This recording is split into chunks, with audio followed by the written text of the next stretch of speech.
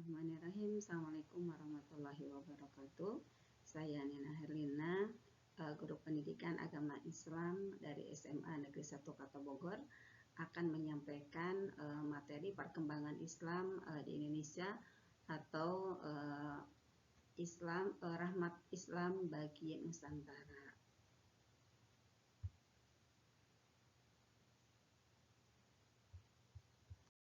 Adapun materi dari perkembangan Islam di Indonesia itu yang akan dibahas, yang pertama masuknya Islam ke Indonesia atau ke Nusantara, yang kedua sekilas tentang strategi dakwah Islam di Nusantara, yang ketiga tentang perkembangan dakwah Islam di Nusantara, dan yang keempat ini sebagai data fisik kemajuan di antaranya kerajaan Islam di Nusantara dan gerakan pembaharuan Islam di Nusantara.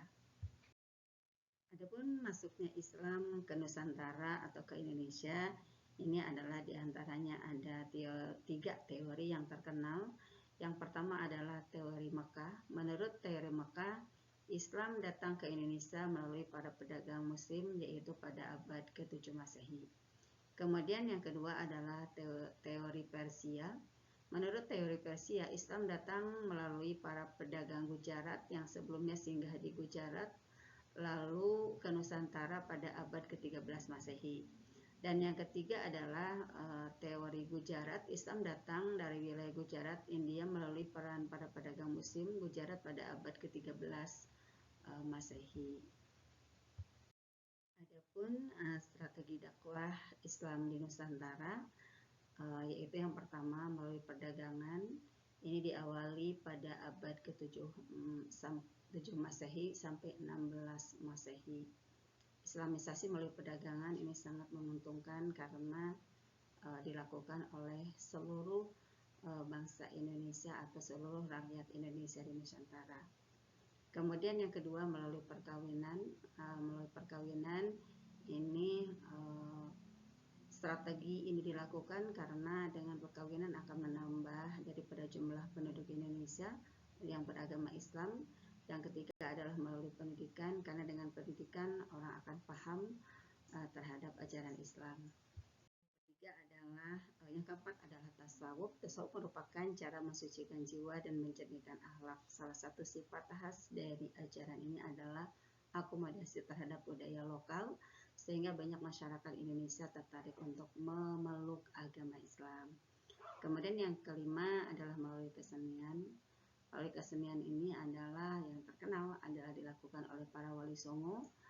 Kemudian yang keenam adalah jalur politik. Jalur politik adalah sebuah cara di mana para pedagang Muslim itu masuk ke tataran pemerintahan, sehingga pada akhirnya mereka menaklukkan kerajaan, dan kerajaan itu berubah dari non-Muslim menjadi Muslim kembali.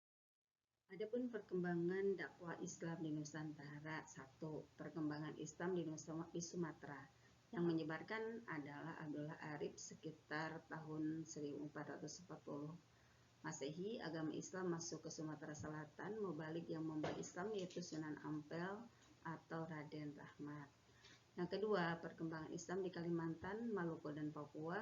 Perkembangan Islam di Kalimantan Selatan berkembang pesat pada saat Majapahit runtuh, yaitu pada tahun 1478. Kemudian perkembangan Islam di Sulawesi berkembang dan masuk pada abad ke-16 Masehi. Kemudian perkembangan Islam di Nusantara pada tahun 1540 agama Islam mulai masuk ke Nusa Tenggara. Dan perkembangan Islam di Jawa. Perkembangan dan masuknya Islam di Jawa pada abad ke-11 Masehi. Tokoh terkenal di Jawa yaitu Maulana Malik Ibrahim mendirikan pusat penyiaran Islam di Jawa. Penyiaran Islam ini di Jawa dilakukan oleh 9 wali yang disebut dengan Wali Songo. Kerajaan Islam di Nusantara. 1 adalah Kerajaan Samudra Pasai. Tentunya kerajaan Islam ini adalah merupakan bukti atau wujud dari Islam berkembang di Nusantara dari tahun ke tahun. Yang pertama adalah Samudra Pasai, kerajaan pertama di Nusantara yang didirikan oleh Sultan Malik Al-Saleh pada tahun 1285 Masehi. Kemudian ada kerajaan Aceh yang didirikan oleh Sultan Ibrahim, masa keemasannya pada masa pemerintahan Sultan Iskandar Muda. Kemudian yang ketiga ada Demak yang didirikan oleh Raden Patah Yang keempat ada Kerajaan Pajang yang didirikan oleh Adiwijaya. Yang kelima, Kerajaan Mataram Islam merupakan hadiah dari Adiwijaya kepada Ki Ageng Pemanahan karena membantu Adiwijaya menaklukkan Arya Panangsang. Kerajaan Islam yang keenam adalah Cirebon. Ini didirikan oleh Sunan Gunung Jati atau Syarif Hidayatullah. Dan yang ketujuh adalah Kerajaan Banten, masa pemerintahannya dipegang oleh Sultan Maulana Hasanuddin. Yang kedelapan adalah Kerajaan Makassar. Terdapat dua kerajaan, Goa dan Talo, Goa oleh Sultan Alauddin dan Talo oleh Sultan Abdullah. Kemudian kesembilan adalah Kerajaan Ternate dan Tidore. Kerajaan Ternate berdiri kira-kira abad ke-13 Masehi, Sultan Ba'abullah, sedangkan Tidore Sultan Nuku.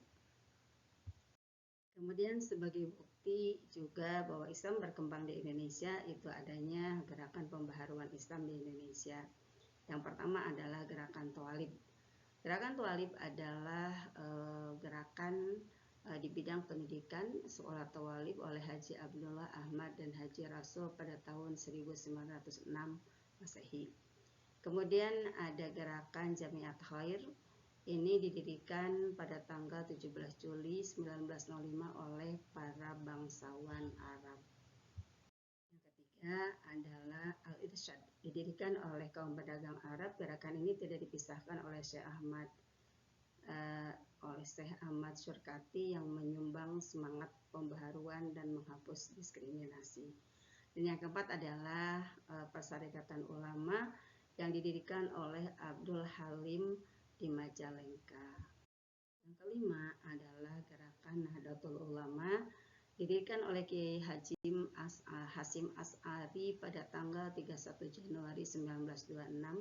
Kemudian Muhammadiyah yang didirikan oleh Kiai Haji Ahmad Dahlan pada tanggal 18 November 1912.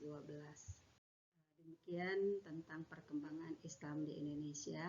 Hanya yang jelas Islam masuk ke Indonesia itu ada teori Cina, ada teori Gujarat, kemudian ada teori Persia.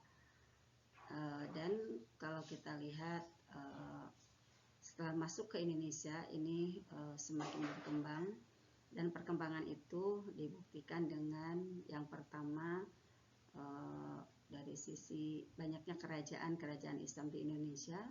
Kemudian yang kedua dari sisi organisasi, ini banyak gerakan-gerakan pembaharuan Islam di Indonesia. Kemudian dari pendidikan, banyaknya lembaga-lembaga pendidikan Islam, kemudian juga masjid-masjid yang memang semakin banyak. Kemudian sebagai bukti juga banyaknya para mubalik Islam yang dibuktikan juga dengan ada makam-makam, banyak sekali makam-makam para ulama Islam yang ditemukan, dan tentunya penduduk Islam di Indonesia adalah penduduk yang paling banyak. Terima kasih. Assalamualaikum warahmatullahi wabarakatuh.